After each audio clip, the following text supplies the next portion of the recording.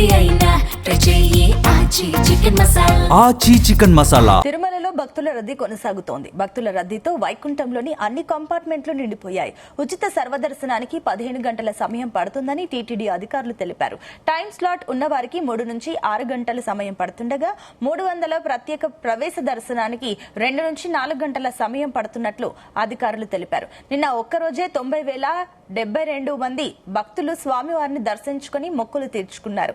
33,459 మంది భక్తులు తలనీలాలు సమర్పించుకున్నారు.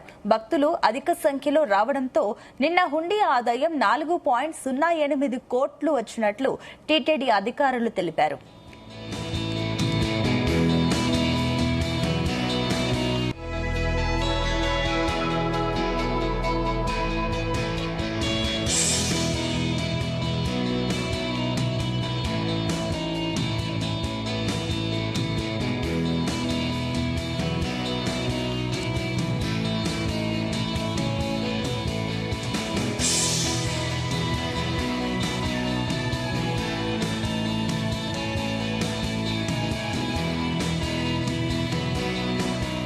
తిరుమలలో భక్తుల రద్దీ కొనసాగుతోంది. భక్తుల రద్దీతో వైకుంఠంలోని అన్ని కంపార్ట్మెంట్లు నిండిపోయాయి.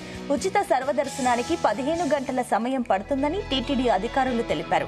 టైం స్లాట్ ఉన్న వారికి 3 నుంచి 6 గంటల సమయం పడుతుండగా 300 ప్రత్యేక ప్రవేశ దర్శనానికి 2 నుంచి 4 గంటల సమయం పడుతున్నట్లు అధికారులు తెలిపారు. నిన్న ఒక్కరోజే 90,072 మంది భక్తులు స్వామివారిని దర్శించుకుని మొక్కులు తీర్చుకున్నారు. 33,459 మంది భక్తులు తలనీలాలు సమర్పించుకున్నారు. భక్తులు అధిక సంఖ్యలో రావడంతో నిన్న హుండీ ఆదాయం 4.08 కోట్లు వచ్చినట్లు టీటీడీ అధికారులు తెలిపారు.